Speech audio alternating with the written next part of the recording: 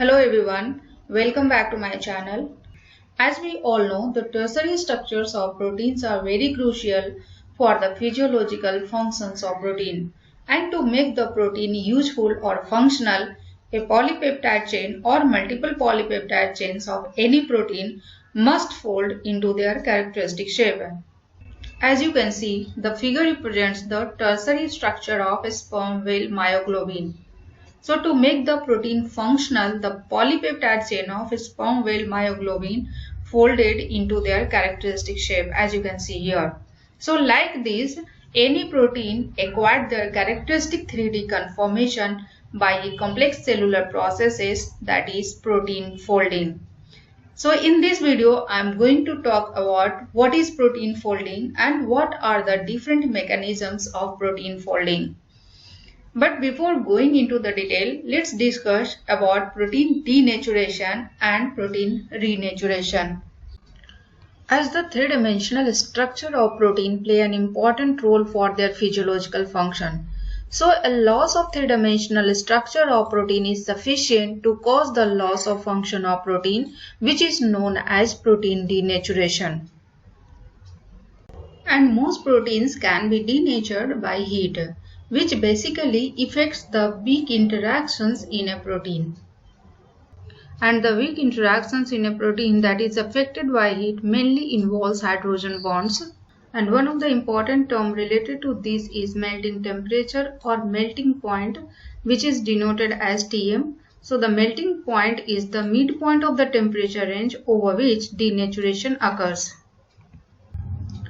Extreme of pH alters the net charge on the protein by altering the ionization state of the side chains in a protein, which causes electrostatic repulsion and the disruption of some hydrogen bonds. Whereas organic solvents, urea and detergents act primarily by disrupting the hydrophobic interactions in a protein. But interestingly, the denatured structures obtained with these various treatments are not necessarily the same. Another interesting thing regarding this is certain globular proteins denatured by these various treatments will regain their native structure and their biological activity if returned to conditions in which the native conformation is stable, and this process is known as protein renaturation. And the classic example of protein denaturation and renaturation is denaturation and renaturation of ribonuclease A, which was first demonstrated by Christian and Finchen. The purified ribonuclease A denatures completely when placed in a concentrated solution of urea in presence of reducing agents such as mercaptoethanol. Here the urea disrupts the stabilizing hydrophobic interactions, whereas reducing agent such as mercaptoethanol cleaves the 4-disulfide bonds to yield H-cysteine residue. So following treatment with urea and mercaptoethanol, the entire polypeptide chain is converted into unfolded state that causes the complete loss of catalytic activity. But when urea and reducing agents are removed, the denatured ribonuclease A spontaneously refolds into its correct tertiary structure with full restoration of its catalytic activity. Now coming to protein folding. Protein folding is a process by which a polypeptide chain folds to become a biologically active protein in its native 3D conformation. But the question is, how do proteins fold and why do they fold? So in order to achieve the biologically active form of protein, the new polypeptide must fold into its proper 3D conformation. And basically there are two pathways for protein folding in the cell. First one is the spontaneous, which is also known as chaperone independent folding. Another one is the folding processes that is assisted by molecular chaperone. So first I'll discuss about the spontaneous or chaperone independent folding and later on molecular chaperone assisted folding processes. Thermodynamically, the folding processes of protein viewed as a kind of free energy funnel. In this free energy funnel, energy is increasing from bottom to top, whereas the percentage of residues of protein in native conformation increases from top to bottom. Thus, we can say that the unfolded states of proteins are characterized by high degree of conformational entropy and relatively high free energy content. As folding proceeds, there is narrowing of the funnel, as you can see here, and this narrowing of the funnel represents a decrease in the number of conformational spaces present and increases the amount of protein in the native conformation. Apart from this, the narrowing of funnel also represents the decreases in the free energy content.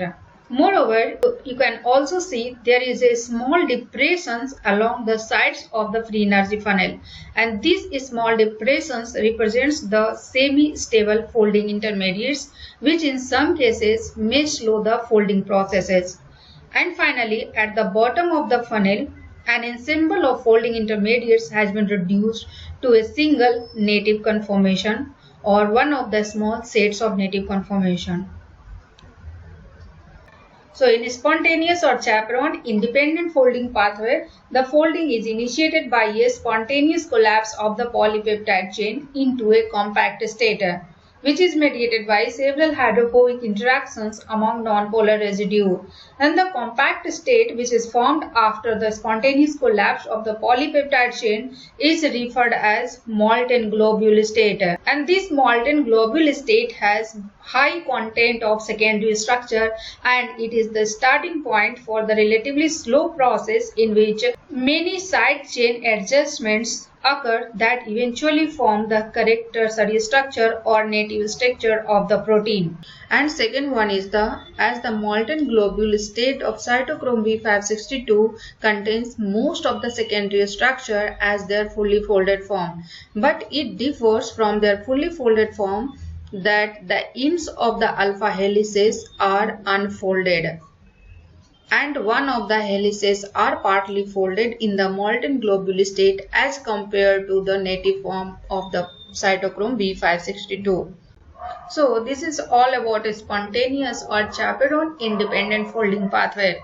But not all proteins fold spontaneously, and the folding of many proteins is made more efficient by a special class of protein. And that special class of proteins are known as molecular chaperones. Molecular chaperones are basically proteins that interact with partially folded or improperly folded polypeptides and facilitating the correct folding pathways or providing microenvironments in which folding occurs. There are two classes of molecular chaperones that have been well studied. First one is HSP70 and second one is the chaperonins. And both these molecular chaperones are found in prokaryotes and eukaryotes. HSP70 have molecular weight of near 70,000 and it is more abundant in cells stressed by elevated temperature. Thus, HSP70 represents heat shock proteins of molecular weight of 70,000. The HSP70 machinery acts early in the life of many proteins. The HSP70 proteins bind to regions of unfolded polypeptides that are rich in hydrophobic residue and thus preventing inappropriate aggregation. Thus, HSP70 protect proteins that is subjected to denaturation by heat, as well as new peptide molecules being synthesized and not yet folded. HSP70 proteins also block the folding of certain proteins that must remain unfolded until they have been translocated across a membrane. Some chaperones also facilitate the quaternary assembly of oligomeric proteins. So now the question is how HSP70 proteins do the folding of polypeptide chains. The HSP70 proteins bind to and release polypeptides in a cycle that uses energy from ATP hydrolysis and involves several other proteins. As I said rightly, the HSP70 machinery acts early in the life of many proteins. So first, an HSP70 monomer binds to its target protein with the help of some smaller proteins, that is HSP40. and the binding of HSP monomer to its target protein followed by hydrolysis of ATP to ATP. And the hydrolysis of ATP leads to conformational changes that causes the HSP70 to clamp down very tightly on the target protein. And thus, after the dissociation of HSP40 molecule, there is dissociation of HSP70 protein that is induced by the rapid rebinding of ATP after ATP release. So, this repeated cycle of HSP protein binding and release help the target protein to refold. In E. coli, it is DNA-K and DNA-J which are homologues of the eukaryotic chaperone HSP70 and HSP40 respectively.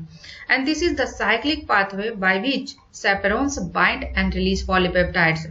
So in this cyclic pathway, first DNA-J binds to either partially folded protein or unfolded protein, which is followed by binding of DNA-K. Once both DNA-J and DNA-K binds to the either partially folded protein or unfolded protein, DNA-J stimulates the hydrolysis of ATP by DNA-K. And this hydrolysis of ATP increases the affinity of DNA-K to the polypeptide chain. Therefore, DNA-K ADP binds tightly to the unfolded protein. Now another protein come into the scene and it is GRPE. GRPE is a nucleotide exchange factor which stimulates the release of ADP. So once ADP is released from the DNA-K, ATP again binds to DNA-K. So the binding of ATP dissociates the protein and the dissociated protein is either in native conformation or in the partially folded conformation. If the dissociated protein is in partially folded conformation, it goes to another round of DNA-J DNA-K cycle or it goes to GRO-EL system for proper folding of protein. And the second class of molecular chaperones are chaperonins found in all domains of life, that is prokaryotes, eukaryotes and archaea. Chaperonins are elaborate protein complexes that is required for the folding of some cellular proteins that do not fold spontaneously, and it acts later in protein's life after it has been fully synthesized. Means protein synthesis is completed but proteins have not yet achieved their final folded form. In eukaryotes, the best studied chaperonins is HSP60, which is present in mitochondria of vertebrate cells.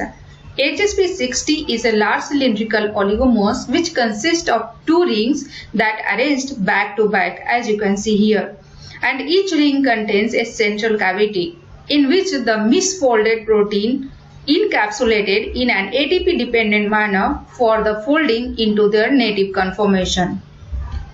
So for this, a misfolded protein is initially captured by one rim of the barrel, and this capture is mediated by hydrophobic interactions along the rim of the barrel, which is followed by binding of ATP and protein cap. Here protein cap is GRO-ES cap.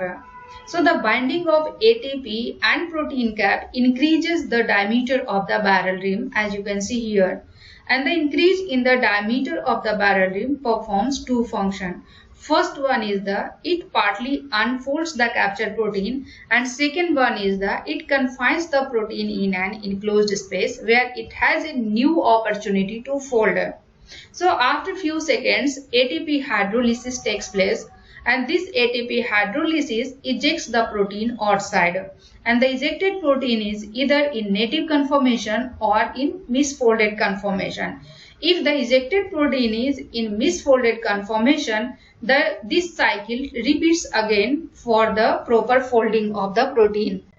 So this is the whole mechanism how HSP60 chaperonins works in eukaryotes for the proper folding of misfolded protein. Whereas in E. coli, it is the GRO-EL which is a member of HSP60 protein family. Each GRO-EL complex consists of two large pockets as you can see here, and each pocket is formed by a heptameric ring. Means each pocket is made up of 7 subunits which are arranged in a ring pattern. And for folding of protein, GROW-EL cooperate with a co-chaperone or cofactor, and that co-chaperone or cofactor is GROW-ES, which is also a heptamer, and it blocks one of the GROW-EL pocket during protein folding. For protein folding through GROW-EL complex, first the unfolded proteins are bound within the pockets in the GROW-EL complex that is not blocked by GROW-ES co-chaperone. And the binding of unfolded protein is followed by ATP binding to each subunit of the GROW-EL pocket which is filled with unfolded protein. And the binding of ATP induces substantial conformational changes in the GROW-EL complex. That induces ATP hydrolysis, and the ATP hydrolysis leads to release of 14 molecules of ADP and GROW-ES. So after the release of 14 molecules of ADP and GROW-ES, now 7 molecules of ATP and GROW-ES bond to the GROW-EL pocket which is filled with unfolded protein. And the binding of ATP and GROW-ES co-chaperone promote protein folding inside the closure. After some time, the protein is released from the GROW-EL pocket, and the released protein is either in fully folded conformation or in a partially folded conformation. If the released protein is in partially folded conformation, it again bonds to the GROW-EL complex for proper protein folding. This is the summary of all the processes that assist in protein folding. And despite all these processes that assist in protein folding, misfolding does occur. And most of all the misfolded proteins may be destroyed. But in some cases, misfolding causes the development of serious disease such as type 2 diabetes, Alzheimer's disease, Huntington's disease, Parkinson's disease. And all these conditions arise from a common misfolding mechanism. So in normal condition, when a protein is secreted from the cell is in native conformation or in proper folded conformation, the protein is soluble. But when the protein is secreted from the cell is in misfolded state, it is converted into insoluble extracellular amyloid fiber, and the diseases caused by these insoluble extracellular amyloid fibers are collectively known as amyloidosis. The insoluble extracellular amyloid fibers are highly ordered and unbranched, and it is characterized by high degree of beta sheet structure. The amyloid fibers are stabilized by beta sheets that stack together very tightly, as you can see here. And in these beta sheets, the beta strands are oriented perpendicular to the axis of fiber, as you can see here. And in most of the amyloid fiber proteins have a high concentration of aromatic amino acid residue in the core region of beta sheet, as you can see here. And the beta sheets from 2 or more incompletely folded protein molecules associate to begin forming an amyloid fibril. And this fibril grows in the intracellular space. Because most of the protein molecules fold normally, the onset of symptoms in the amyloidosis is often very slow.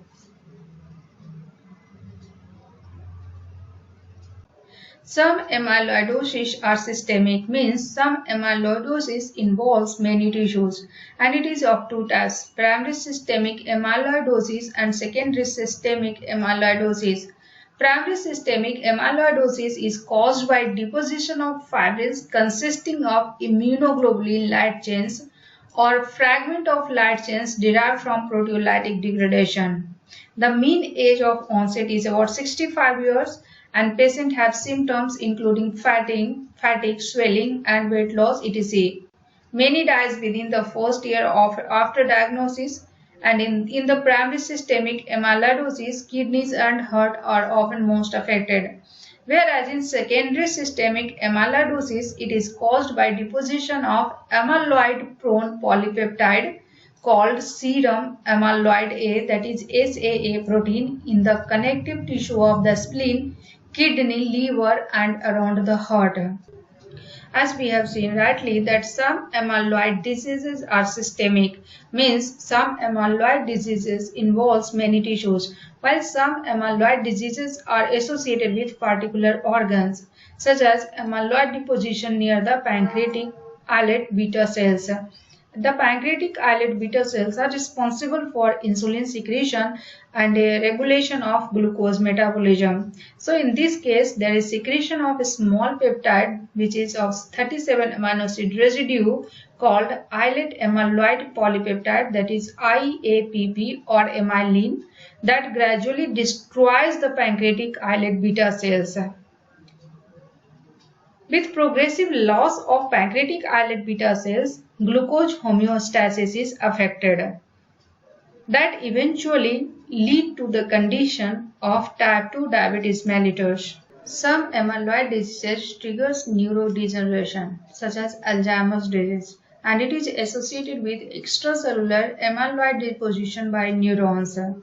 And it involves a protein called amyloid beta peptide, which is primary cause of Alzheimer's disease. But in some Alzheimer's disease, a second type of amyloid-like aggregation also occurs intracellularly in the neuron, and this is called tau protein. Some amyloid diseases that triggers neurodegeneration involves intracellular aggregation of misfolded protein, and it involves Parkinson's disease and Huntington's disease. In Parkinson's disease, a misfolded form of protein called alpha-synuclein aggregates into spherical filamentous masses called Lewy bodies. While in Huntington's disease, it involves a protein called huntingtin. Huntingtin has a long polyglutamine repeat which is longer than the normal, and this polyglutamine repeat promote intracellular aggregation. While some protein misfolding not lead to amyloid formation but cause serious disease only due to protein misfolding, and the best example is cystic fibrosis, and it is caused by defects in membrane bond protein called cystic fibrosis transmembrane conductance regulatory, that is CFTR. CFTR acts as a channel for chloride ion, and the most common cystic fibrosis causing mutation is the deletion of phenylalanine residue at position 508 in CFTR, and this mutation of phenylalanine residue at position 508 in CFTR causes improper protein folding.